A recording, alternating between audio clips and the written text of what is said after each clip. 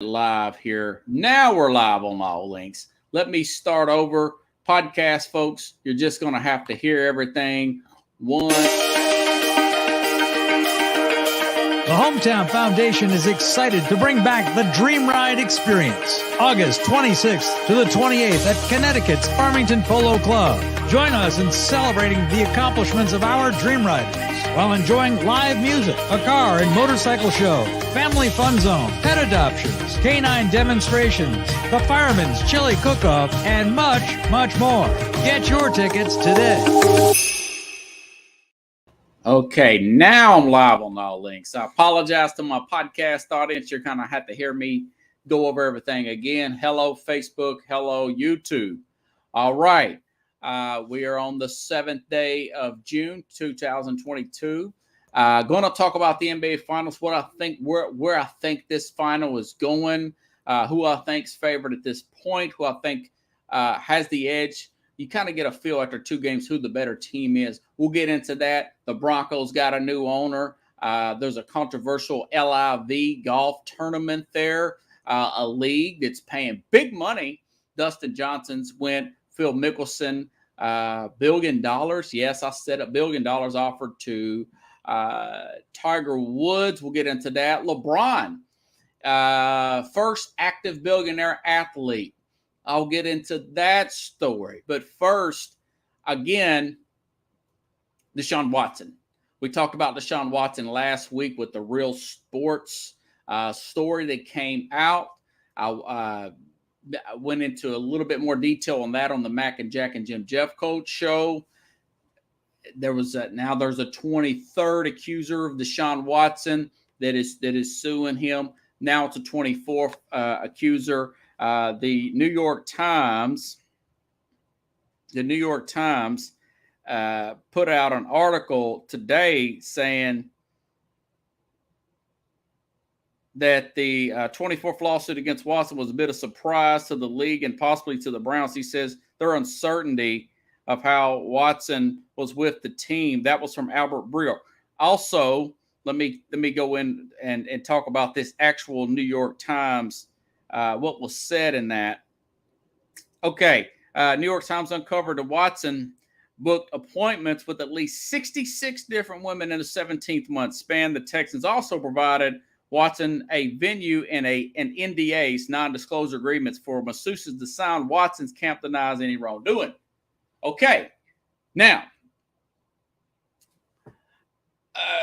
again, to my podcast audience, Mike Florio with Pro Football Talk, he mentioned this yesterday. This is before the New York Times article came out. This guy has a legal background. He's saying, Florio says that Watson's contract with Cleveland, which was made with him with the highest paid player in NFL history, it exempts from the standard default guaranteed void language, a suspension imposed by the league in connection with known sexual assault allegations known to the team at that time of the signing on Monday. The 24th lawsuit was filed. Watson for sexual assault, the second lawsuit against him in a week. If Watson eventually is suspended for conduct detrimental in the 24th suit, the Browns possibly will be able to void his guarantees and move on from him, and possibly to recover a significant portion of his signing bonus.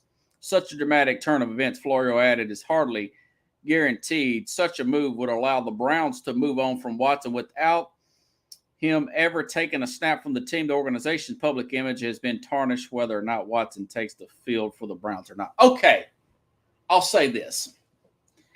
A week ago, I would have said that's crazy. Wait this thing out. Now I'm saying that's something to look into at this point. I just read the New York Times article. I have to have, if I'm in this organization, I have to have a sit-down conversation with Deshaun Watson, with the owner, the general manager, and just say, be straight with us. Are there going to be any more allegations up to this point? Yes or no? Yes or no? And if Watson is truthful and says, absolutely not, there was not any activity that they could be disputed, because he's had women in the past during this whole ordeal say that nothing ever happened. He never made any advancements whatsoever. Okay. And of course, this comes on the light of his lawyer making a comment about happy endings and all that stuff. Rusty Hardin, then he had to go back and walk that back a day later on Friday. So this guy is just blowing up in the news. So I wouldn't just totally write him off per se at this point, but I would have to get that clear-cut answer from him. And if that did happen, I don't know if I go back to Baker Mayfield per se or not. Let him play out his fifth-year option, yeah, but I'm not signing him from default to move forward. It's going to be a good quarterback draft next year.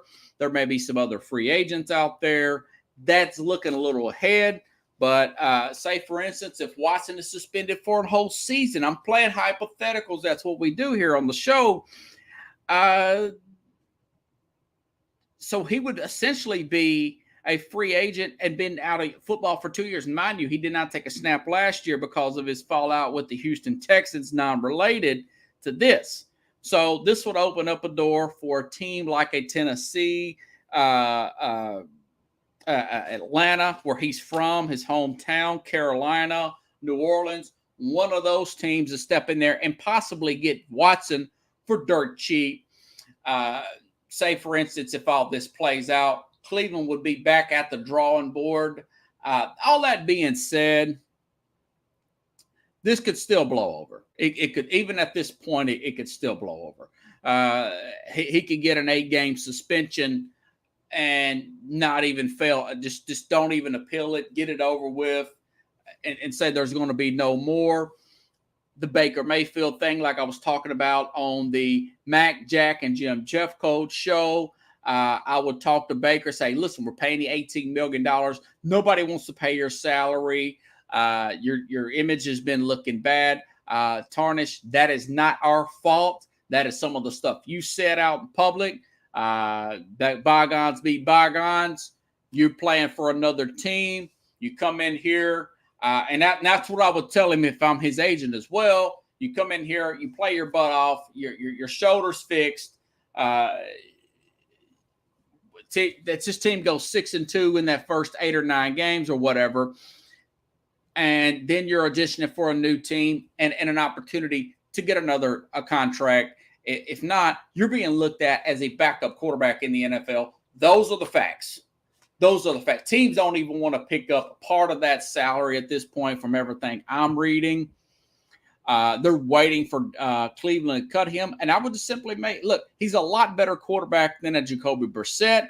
He needs to get that bad image that teams have out of his mind. Mind you, none of his teammates, folks, come to defend Baker Mayfield. Okay? None of them have come to defend Baker Mayfield. He was not worthy of the number 1 pick, and he needs to prove that he can be a starter in this league. I don't think he can be a starter at this point. He needs to prove that. And if I'm agent, we have that sit down. Go and earn that $18 million that you've been paid, that this team has picked up your 5th-year option. Play like the 2020 Baker Mayfield, not the 2021 Baker Mayfield, who pouted a lot and probably should have sit down when he was injured at the time. Okay? Woo, that is a mouthful. And again, with Watson, if Cleveland cuts him and the contract is void, they get a lot of extra money. They have $40 million in cap room. So the Cleveland Browns are going to be fine. But all this remains to be seen. It is a dicey situation, to say the least, at this time. Okay? Really big story there. Let's go on to the NBA Finals. I'm doing things in a little bit out of order here. That was a big story that broke late. The NBA Finals have been just about what I thought they would be as far as competitive, but I will say this. Boston seems to be the better team. Boston's the more athletic team. Boston is they're a team that, I did a screenshot on the stats of their starters, folks, and you will not believe what their starters had. Now, mind you, Boston was down double digits. Let's go back to game one. They were down double digits in the fourth quarter. And they went on to win by double digits at the end of the fourth quarter. Here's a stat line from game two. Al Horford, what did he get? 5 threes. And in game one, Al Horford had 2 points. This is in game two. Robert Williams, the other center, had 2 points. He's listed as a starter.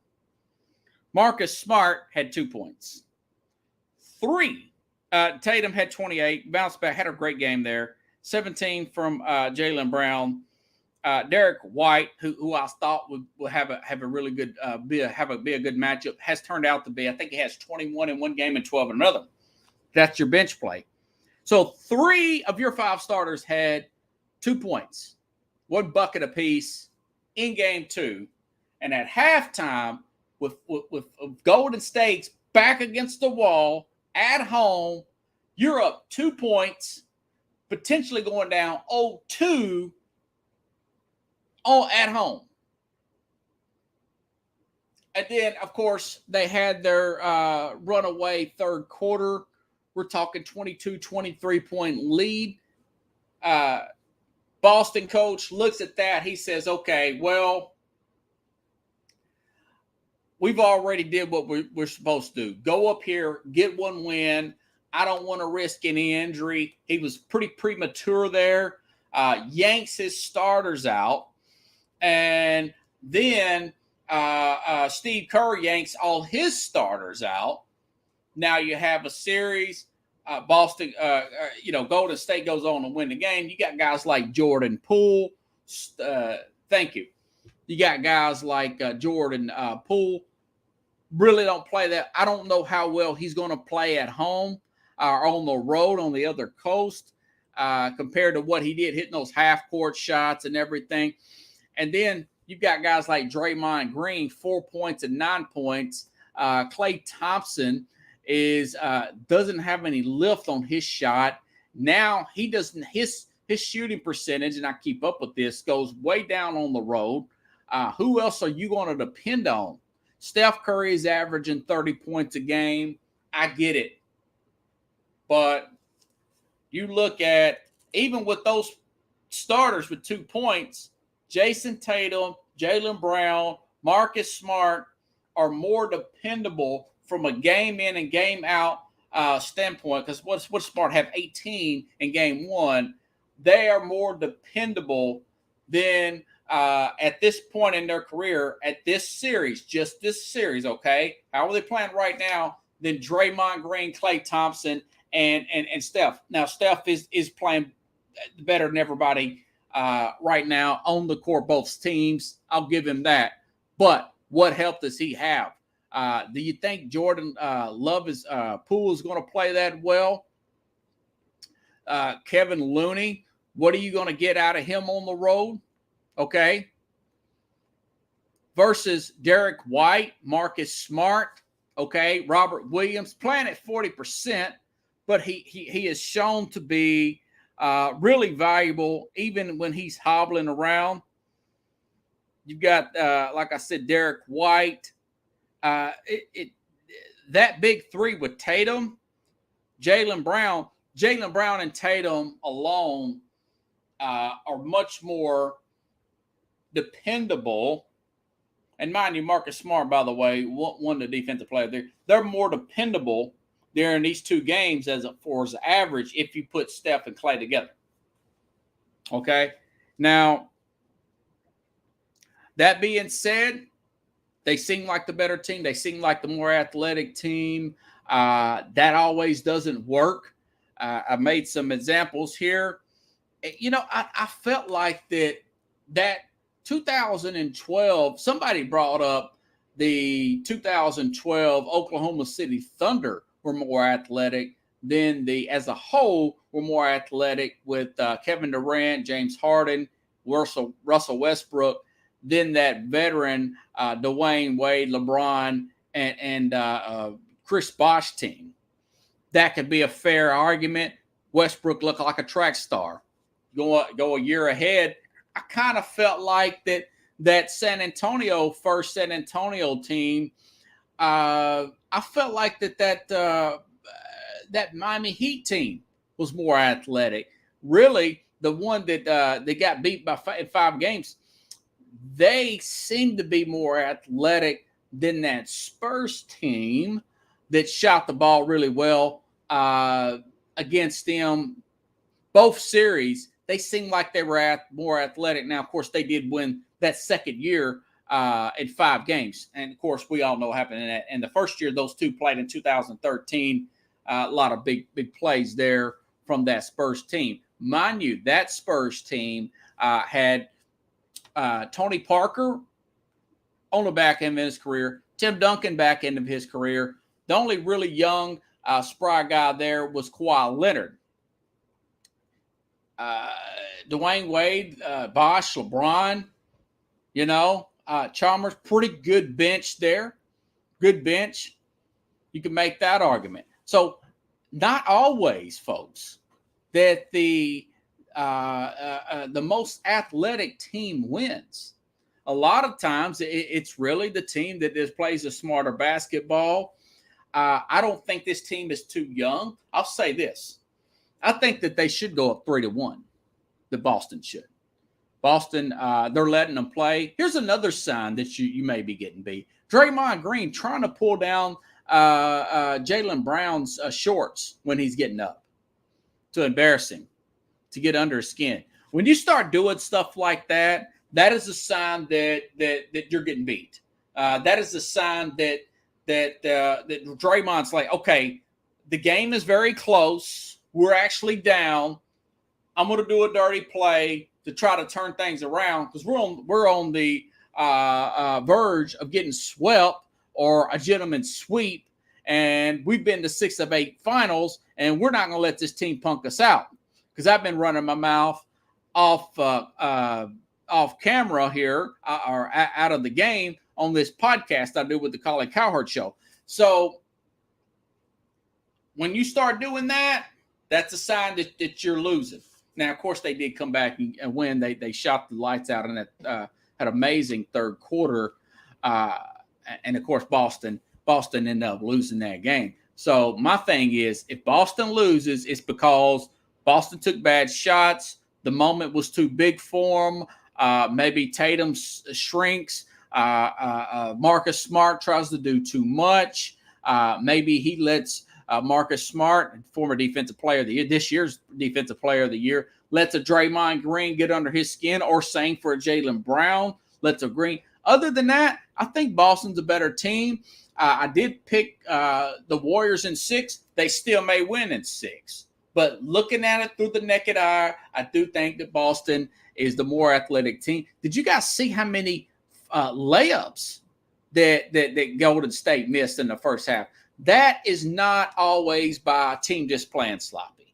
That is because a opposition is making you play at a much faster pace than you want to play at, and you're missing wide open free throws, something in the middle of not free throws, something down the middle of the lane. You're missing layups. That is all because of Boston's defense. That is not because of lack of execution from this team who's gotten their starters have played together for over 10 years, folks. And I didn't even throw in Andre Iguodala. You ask who's that other guy, that player they got from Minnesota? I didn't even mention him. I think he's made one play in this series. And I was talking about the guy that plays for Golden State now, which it'll come up later. I can't remember his name. But anyways, so again, it's Boston's to lose. And if they lose, they have nobody to blame but them. self. Okay, big story. Another big story. I will come back to the LeBron James billionaire story here in just a little bit. You know, a lot of people are talking about this PGA story and this new golf league that's backed by Saudi Arabia money here. Yep, that's what I said, Saudi Arabia money. It's called the LIV. Now, I've been reading about this for about a couple months now. I've been reading about this LIV league for a couple months. Phil Mickelson said he wasn't going to do it. Then he said he was. Now he's back on. Offered a lot of money. Dustin Johnson, over $100 million offered to play in this new league called the LIV. And the $100 million, the number is more than he's made in his whole career. Okay. And Ricky Fowler, what is LIV? This is from The Athletic. The LIV Golf International Series is an upstart league led by Australian golfer Greg Norman. Remember the guy that choked in the, I want to say in the Masters, meant to challenge the long-standing ring of the PGA's tour. The endeavor is controversial for multiple reasons, including backed by Saudi financing, and plus it makes 2 stops at Donald Trump-owned courses. Now, why would that be controversial? Because Donald Trump owns the course. Maybe that's why people on Twitter are talking about it. When I read these headlines today about the LIV golf and people calling Dustin Johnson traitor and all that, and the Saudi Arabia, I thought my indication was that this tournament is all these tournaments are going to be played in Saudi Arabia. And then, so first of all, there was a study done about 25 years ago, stating that most Americans read the article, the headline of the article, and they don't read the whole article. Something came up in a Supreme Court case, may have been longer than that, probably 30 years ago. I studied in college at Austin Peay back in 2002. So that is not true. The majority of these tournaments are going to be played in the United States. There's going to be one in Saudi Arabia, one in London. Okay. Now, I understand about the Saudi Arabian government with the journalists, but I want to remind you that those same people that are talking about this said nothing about the NBA and the UAE. We talked about on this program the NBA playing preseason basketball games in the UAE, basically the same part of the country in the Middle East, where, by the way, it's Gay Pride Month. These people, you can get the death penalty for being gay in the UAE. But golf players should not look at taking a job with anything financed by Saudi Arabia. See the hypocrisy. Okay, back to the story. So what is LIV? We talked about it. Saudi Arabia financed the 8 tournament circuit will feature 7 regular season events, 1 team championship in late October.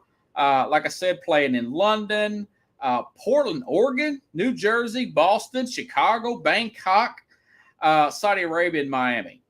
So the majority of those places are here in the United States. Investment arm of Golf Investments. Why is it called LIV? LIV is a Roman numeral for 54, the number of holes in each tournament. And again, my thing is now the fact that you have a lot of companies do business with these overseas environments. Walmart, per se, has companies. They get some of their products from Asian countries that use sweatshops, paying people 15 cents an hour. The products we use here. So it's kind of hard to just throw an individual over the bus. And I was going to, until I read the fact that many of tournaments are going to be played here in the United States. It's got some Saudi financing. Okay. And also, you want to throw in that now the PGA is not very happy about this. The PGA has said that they did not give Dustin Johnson permission to play in this other league, but they have not said anything about banning him or anything of that nature. Now, this is a startup league, but there were rumors, but I'm pretty sure there's smoke, there's fire, that they offered $1 billion for Tiger Woods to play, and he turned it down. Now, he turned it down. So the money is unbelievable. You just wonder where this money coming from. Is this international oil money and all that good stuff? But it's one of people. I was thinking about it to myself on the way home.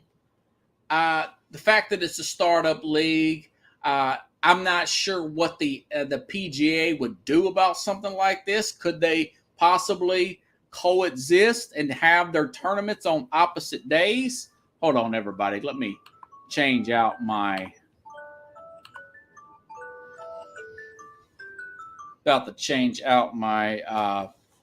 whatchamacallit here. I'm just looking to make sure that it actually ends. But now I'll say this: if the PGA says we're gonna suspend Justin Johnson or ban him for doing this for 5 years, and say for instance that this company goes belly up and then the tournaments stop, then you're out of golf for 4 years. And then you're going to have to play in some of these amateur tournaments, these non-PGA tournaments. So it's a lot to be thinking about. I probably wouldn't do it. It was bothering my conscience to do it. I would think about it because that's a lot of money. That's a lot of money. These players are getting paid an unprecedented amount of money, more than they've made in their career in Dustin Johnson. So, but that being said, I'm not going to be as hard on the players. But again, like Colin Cowherd said today, we're okay with corporations doing business with shady, including our U.S. government doing business with Saudi Arabia, Afghanistan, China, which is maybe one of the worst of all time. Journalists, we don't even know if journalists come up missing over there because it never gets out. Okay? The more you look into these things, the more we realize this suit I got on, this computer, there may be some shady dealings of how the sausage is made. I know we can't change the world. I would love to get everything 100% American. Everybody paid $1 gazillion to make the suit or make the food, but that's just not the real world that we live in, folks. With that being said, I don't know if I would do it. I don't know if I would do it. But yeah, but again, people making a big deal did not say anything about this. The NBA playing those preseason games in the UAE. Just wanted to say that. Okay, bouncing around, big story after big story. Aaron Donald, big-time defensive tackle, signs a major deal, $96 million guaranteed. Yes, you heard that right. 3-year, $95 million, fully guaranteed. Now, he's 31 years old. Aaron Donald, defensive tackle for the LA Rams. You know, when he signed his extension back in 2018, this guy signed a $22.5 million, $50 million guaranteed extension then. And I was curious at how well he would play getting off that rookie contract and playing on this extension. And I will say this, like I said about a Ray Lewis, looking back, former linebacker of the Baltimore Ravens, this guy, unlike most players, was worth every penny that they paid him. Every penny. You could say that about Deion Sanders, the former quarterback of Dallas Cowboys and the 49ers. 94, 95, those are those teams. Both teams win a Super Bowl, completely locked down corner for two different teams. That guy's worth that big amount of money. Ray Lewis, $20 million signing bonus. The guy covered, it seems like he could cover the entire middle of the field. He lifted the defense up to another level, played through injuries. Best middle linebacker I've ever seen. One of the best overall football player, defensive players I've ever seen. He uplifts that defense to a whole nother level on a consistent day in and day out basis. Same thing with Aaron Donald. Now, this is what Pro Football Focus said about Donald. They said that this is from last year's write-up from Pro Football Focus. They analyzed every single position. No one matches up with Donald statistically since he entered the league in 2014. Over 7 seasons, Donald ranks first in league. Pass rush grade, 96.3. Total pressures, 579. Pass rush wins without pressure. He's earned a run defense grade of 87.5 in a single season over a span, and often seeing double teams. He is simply in his own tier. Other words, he's way up here, then everybody else is way down here. He's that much better. He's one of the greatest defensive tackles of all time, if not the greatest defensive tackle. And he's not that big, but he's one of those people, you pay him the big money. He's the same guy he was when he was a rookie, hungry, trying to make an impression, worth every penny. You look at what the Rams have done. They just pressure over the football, check. Aaron Donald, 31 years old. He's gotten 3 more years. Lockdown corner, take out your best receiver, Jalen Ramsey, check. They've also signed one of the better middle linebackers, and Bobby Wagner, who's also 31. It's going to be one of the better defenses in the league early on because they're still top heavy. Check got him. Not so sure about their replacement at left tackle for Whitworth. They've got their quarterback extended and everything else. You throw in Cooper Kupp coming off that Super Bowl MVP. They're going to be the favorites out of the NFC to make it back without a question. Really well ran. Speaking of the Rams, okay.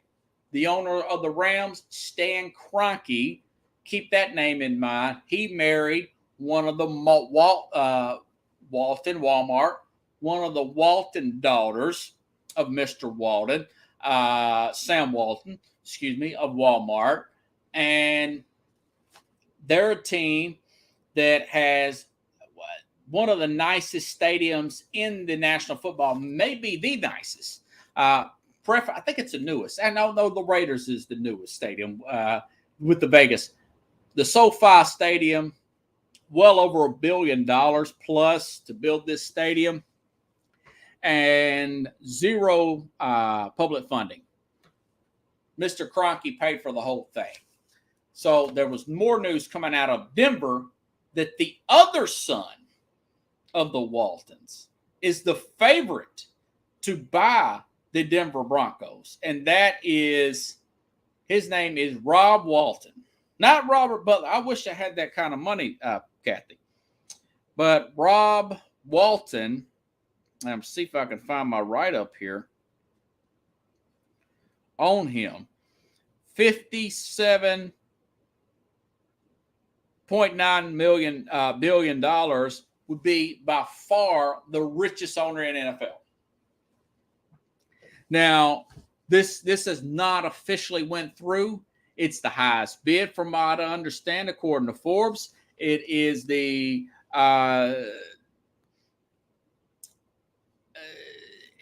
and he would be the most the richest owner.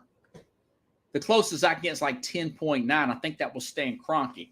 So this would be essentially two Waltons family members having two teams in the NFL. One in the NFC in LA, one in the AFC in Denver. What does this mean? This means also you're not going to have a problem signing players. Cash is not going to be an issue. It's never been for the Rams. You've seen how the Rams are doing. Also, when those renovations come up, and they will, big stadium, a lot of bad weather sometimes, a lot of wind in Denver, the city council can bring up the fact that Forbes, sir, is reporting that you're the richest owner in the NFL. So we're going to ask you to pay for your own stadium. We'll cut you a tax break. All owners need to pay for their own stadium. Reading through it, the renovations and everything, a portion of it is paid for the public in most team situation. And then the owner pays for a part of it. I think those owners, these billionaires, they need to pay their own stadium, their own renovations. You can give them tax breaks. I understand what they bring to the community. I understand a lot of these guys and stuff, for maybe like him and Stan Kroenke, they don't want to use all their liquid, which is cash money, to make these renovations. They get their own loan, like somebody like a Jerry Jones, by the way. But I thought that he paid for his own stadium. He's borrowed some public funds, but you get your own loan, you pay your own thing, you pay your own loan back.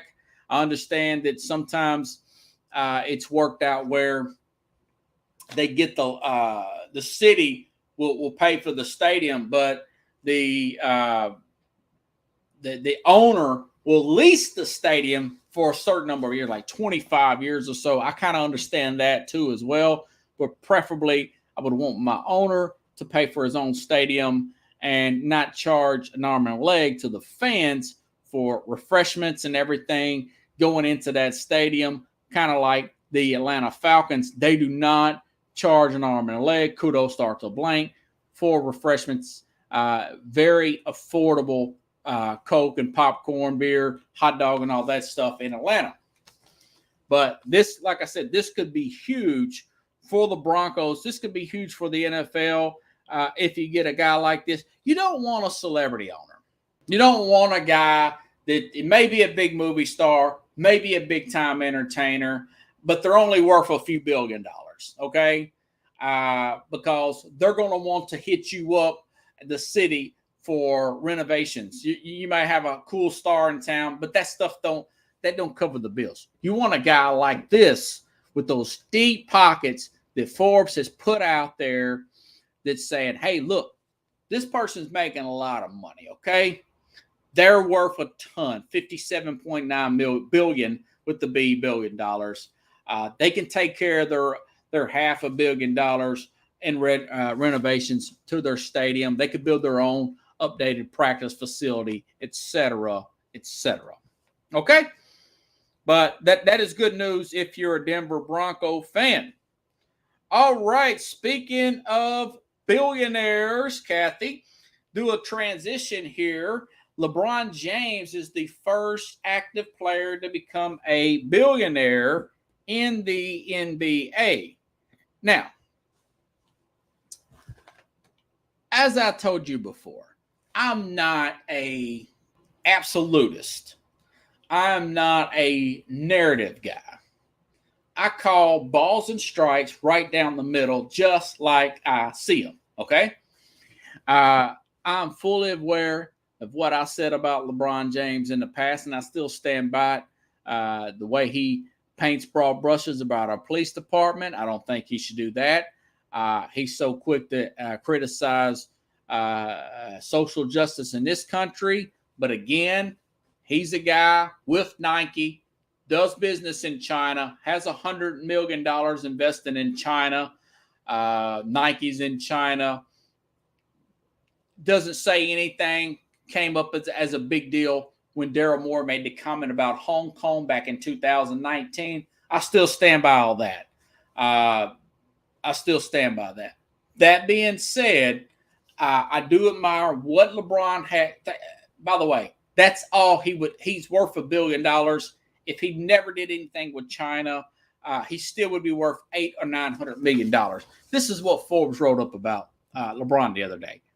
Born to a struggling 16-year-old single mother in Akron, Ohio, James lived with an assortment of family members, friends, neighbors, Pee Wee football coach, moving a dozen times in 3 years, very similar to my childhood during that time in elementary school before becoming of course, this part, and it's not similar to me, becoming the most hyped high school player prospect of all time. He inked a deal with Nike in 2003 at 18, famously rejecting offers from Reebok and Adidas in favor of what saw the playoff better in the long term.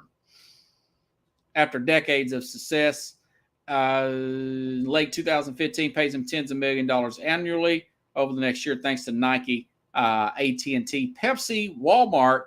Is the highest earning athlete in the world. He's made $380 million just from playing alone. Now, I just watched the movie over the weekend, 1997 hit Don King, Only in America. That was his big saying. It was a Don King movie. It was an HBO movie. Really good one, Kat. If you get a chance. Funny. True story. Don King is a guy who killed two people. First, he killed a guy, shot him in the back for breaking in his house in the 50s. Law saw it is legal. He did not get charged. Self-defense, whatever you want to call it.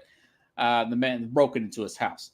Then, years later, in 1967, Don King beat a man to death over some gambling debts or something of that money owed during a fist fight. And then he got a manslaughter charge, went to prison for 3 years, comes out, gets into the boxing game. Yeah, he does some shady dealings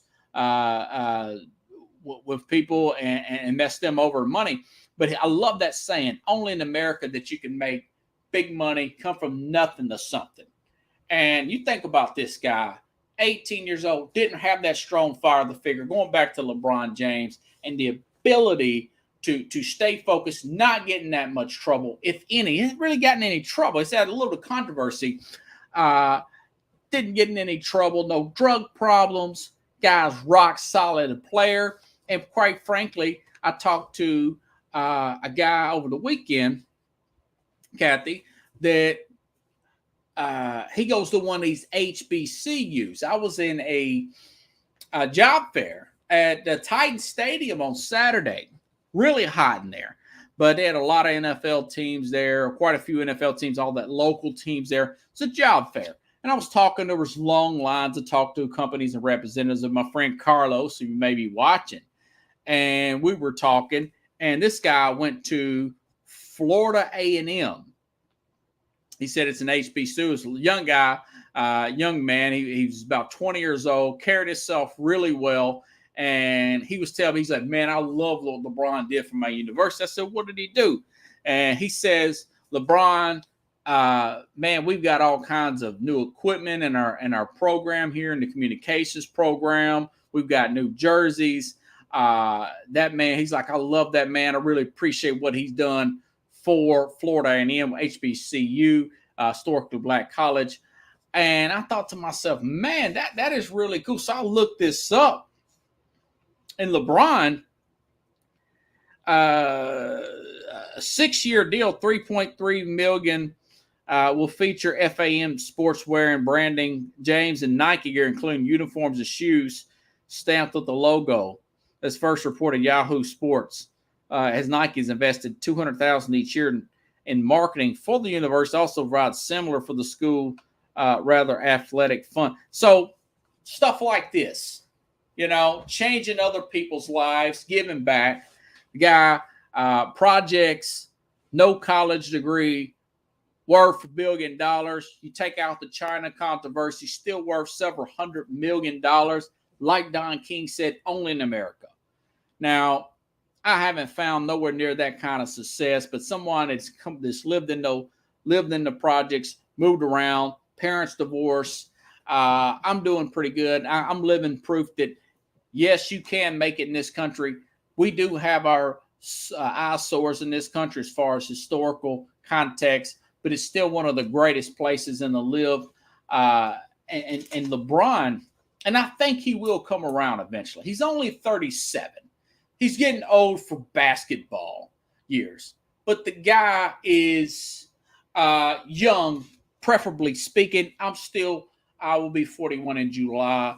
I'm still learning, folks. I think as he gets older, in his 40s, in his 50s, that he'll come around and he'll walk back some of the stuff he said about our law enforcement, and I think he'll keep it together. You know, again, the other stuff I said didn't take back, but I do like to, if you guys could just see what this person was so thankful and grateful for, that I was in line with. And I'm going to try to bring this guy on the program. I've got his information in my car. Been really busy the last few days. I'm going to bring him on and talk about what he's trying to do in the sports field, and tell you all the story he told me about what LeBron did with his school and other HBCs. And of course, he built the other school for grade school kids as well. So the guy's heart for primarily purposes has always been in the right place, I think. But when you're big like he is, you've got a lot of yes men around you. Anything you throw against the wall, the people will say, yeah, that's a good idea. Yeah. And no, instead of saying, you know what, LeBron, that's not a good idea. You probably don't want to paint broad brushes in front of all of our law enforcement. Why? What about the ones who escort you in the stadium and watch your back and your team's back while you're playing in front of 20,000 strangers? How about that? What about those people? Okay. So you don't want to paint broad brushes and play that vindictive role and race bait and all that. And you could say the same message. You could speak about social justice and all that. Just don't paint broad brushes. Just don't come out like you're singling an entire police force out or anybody of that nature, and stop playing the victim card. You are a billionaire in this country. From the projects in Akron, a single mother. And you say, well, he's 6'8". The guy hit the genetic slaughter. Listen, guys, I used to work in the security field. I worked with a guy 6'8". I work with people 6'5", 6'6". They never played basketball. Okay. The guy had to work hard to get to where he is. I worked with some former bouncers and bodyguards, and none of those guys, they look like they could play football. They're a lot bigger than me. I'm only 5'8", but the guy put in some work. Okay. He's not perfect. He didn't really have his dad in his life. So there's going to be some maturity issues. That's why he didn't take the coaching really well. Can you imagine if LeBron went to Duke for 4 years, or played under Dean Smith like a Michael Jordan for 4 years, had Mike's dad pushing him? It could have been the greatest of all time, and he's pretty much close to that anyways. And then I mentioned there was another female behind me. She said she loved LeBron. This event I went to, and Carlos, my friend that watches the program and went with me, a good friend of mine from college, that was probably 35, 40% women at that job fair event. And it was all sporting companies and sports-related jobs. So that just tells you the growth of American sports in America. You're seeing these big golf tournaments paying a lot of money. We're looking at some of the salaries of these NFL players I just mentioned. Aaron Donald, $95 million guaranteed. Sporting apps, especially with gambling. So sports is really exploding, especially from a live sports standpoint, particularly in the NFL. So anyways, let me make sure I didn't miss a topic, everybody. Again, going back over the everything I wanted to really touch on. I think Boston's a better team. If they lose, it's because their mental blockage, they beat themselves, or simply the Golden State just simply outsmarted them, which they could be. They're one of the smarter teams in the league. Deshaun Watson, would I look at voiding his contract? I would have to have that conversation with him and ask him, is this going to be it for you? According to Mike Florio, Pro Football Talk, they can void that contract. Okay. That's something else that I would definitely look into. Denver's got a new owner. I'm not too mad at the players that took the LIV, Dustin Johnson and Phil Mickelson. We got to look at the NBA in China. I wouldn't have done it. I wouldn't have signed with it, considering everything about Saudi Arabia. But corporations do it, and we don't hold them to the same standard that we do individuals. I want to credit Colin Cowherd. He made a good point about that. I'll throw him under the bus when he says something stupid and pompous, but when he says something smart, or any of these other guys, whether it be Dan Patrick or Rich Eisen, I'll give him credit for it. So if you guys like the show, share the show.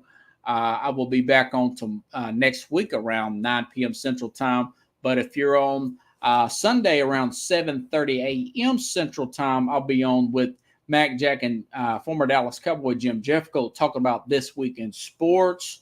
We'll be going over all the big topics. You can see me on the Northeast Streaming Sports channel there from YouTube channel. Be live on there. Mac Sports, MAC Sports on Facebook. You can see me there as well. And, of course, I will share that show on my page here on Facebook, here on Sports Scope. Other than that, have a good night, everybody. I will see you next time here on Sports